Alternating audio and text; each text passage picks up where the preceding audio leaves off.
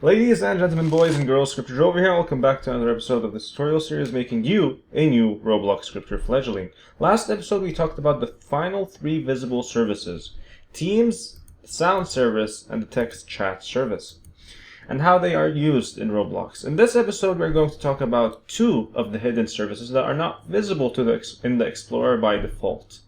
These services are some of the fun ones on Roblox, as you can use them for making some cool looking animations or changes to part instances and GUI, as well as run real-time physics-based operations. The first service we will discuss is the Tween service. The name is an untraditional one, but it refers to Roblox exclusive class instances called Tweens. Tweens are created using the Tween service. They allow you to create and animate things like this, or even things like this. As the Tween service is not visible in the Explorer by default, a developer would reference it using the game-get-service function. So let's open a local script in the starter player scripts folder of the starter player service.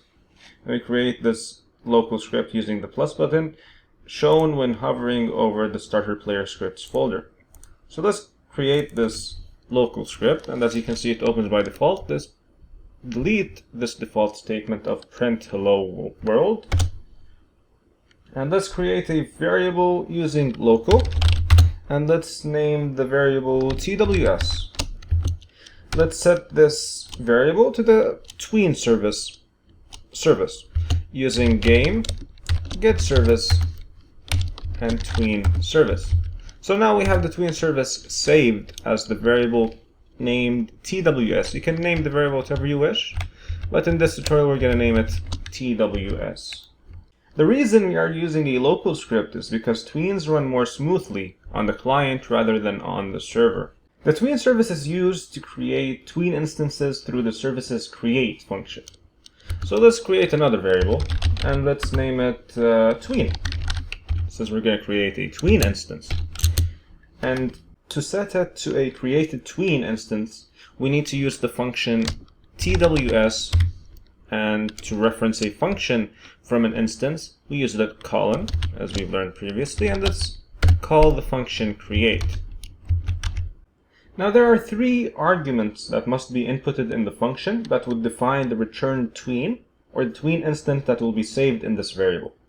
To help better understand Tweens, consider them like animations that can be played and paused like any other animation. These animations, however, can only animate number-based property values.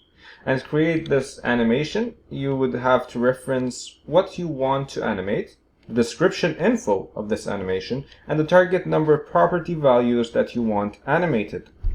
These are the three arguments to input into the create function of the Tween service to return a tailored Tween or animation instance. For the first argument, we determine the target instance we want tweened or animated, right? We still have not decided on what we want animated, so let's create a part instance in the workspace using the plus button shown when hovering over the workspace, and then pressing part. And as you can see in the workspace, now we have our own part to tween as we wish. Now for this part, let's say we want to create animation that shows that the part has grown in size.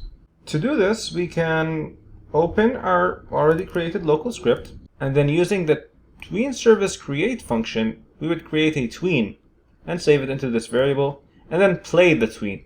Now since the instance we want animated is the part, we have to reference it first. And to reference an instance, we have to go through the parent-child hierarchy, as we've explained in a previous episode. And since the part is a child of the workspace service, we have to first reference the workspace. Let's reference it using game-get-service workspace, and then we reference its child using dot and then part. So now we have the target instance we want tweened or animated in the first argument of this create function. The second argument, and we separate arguments using commas, the second argument we want to input in this create function would be information regarding this tween and how we want it to play.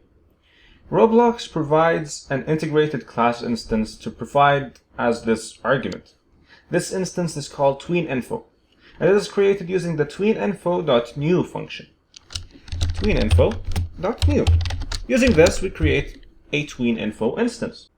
There are multiple parameters that can be placed inside this function to tailor and control the tween we want to create. The first one is a number. It can be 1, it can be 2, it can be 3, it can be 100.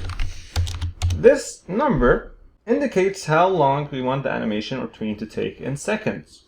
Let's make it 1 second. The second parameter, separated by a comma, would be an enum called the easing style. To reference enums, as we've also learned previously, we use the enum statement. Easing style enumerations help determine the style or pattern with which the target property value of our part is animated. There are multiple easing styles, but some common ones include cubic and sine.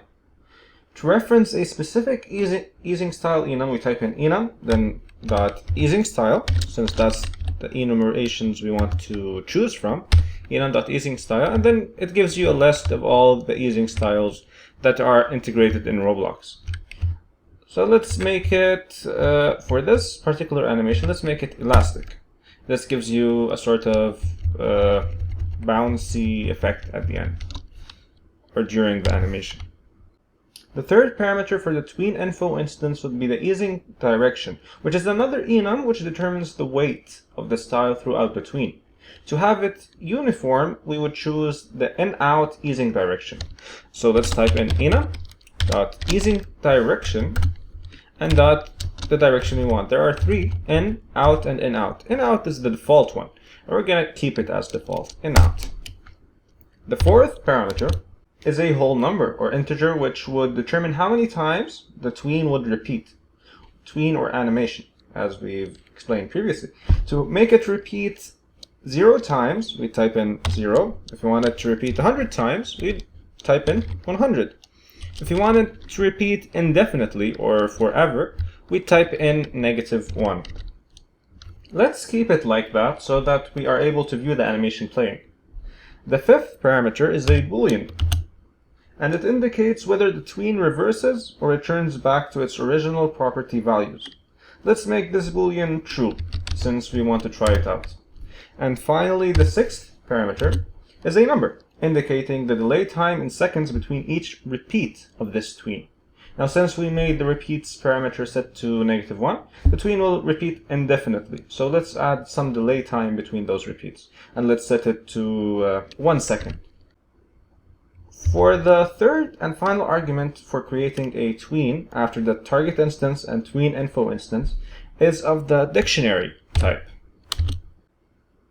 Dictionaries are a new type of values we will discuss in more detail in the next video along with tables.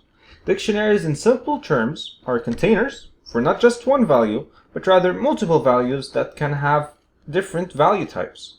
Dictionaries, like tables, are a value type indicated by curly brackets, and they look like this. Anything inside those brackets are considered inside this dictionary or table. The defining feature of dictionaries is that their values contained inside of them come in pairs with a key and a value. The key can be considered the name of this value, while the value can be considered the value itself. To assign a key-value pair inside a dictionary, we first create or open it using curly brackets, and then we add the key-value pair. In a similar way, we create variables with the key or name of the value and then equals to. So for example, let's name the key, and its value, we assign it its value using the equal sign. So this key, named key, will be assigned the value of, for example, 10. Now we have a key-value pair inside this dictionary. And this is a dictionary. You can contain multiple values, key-value pairs inside a dictionary, but to separate them, you just need to use commas. So now in this dictionary, we can have 2 values. One is named key, the other one is, let's name it, for example, key2. And let's set its value to 20. Now inside this dictionary, we have 2 key-value pairs, one named key, one named key2. Dictionaries will be explained more in the next video.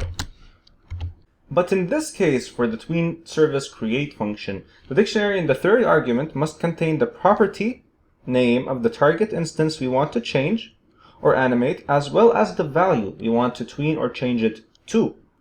In this case, the property would be the size of the part. So the part has a property called size. So the key value, or the key in this dictionary, would be size. And we set it to the value we want the part to tween to, or we want the property to change to. And this value would be of the vector3 value type. And to create vector3s, we use vector3.new. And let's set the size, since it's already 412, let's double all those values and make it 8 to 4. Now when the animation or tween plays, the size of the part will change to these values, or to this vector3 value. To play the tween, we would reference the tween instance using the variable. So let's reference the variable tween, and then we would call the play function. And to call its function, we'd use a colon, and let's type in play.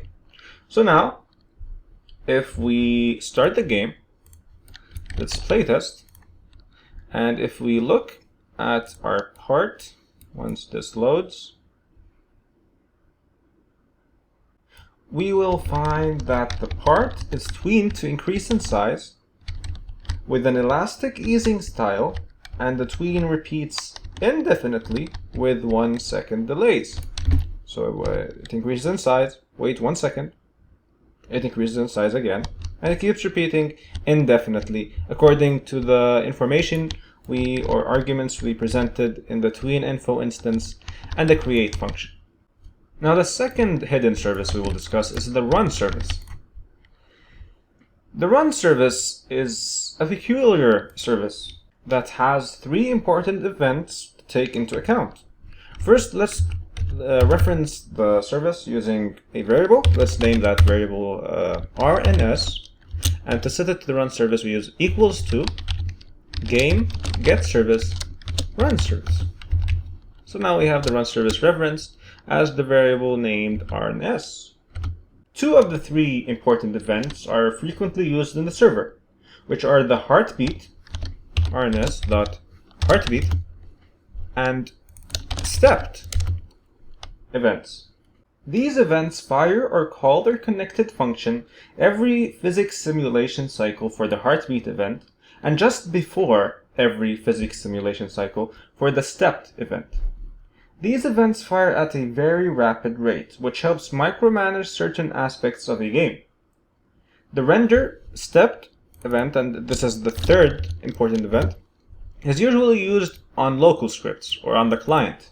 And something that gamers and developers should be familiar with is the frame rate, or FPS. Games render or create images that display the game environment at a specific FPS or frame rate. The images created are called frames. Render stepped allows developers to connect and run a function every time an image or frame is rendered or created. Of course, to connect those events to a function, we use the connect function, and then we place in the function we want to make. In the next episode, we will talk more about dictionaries and tables.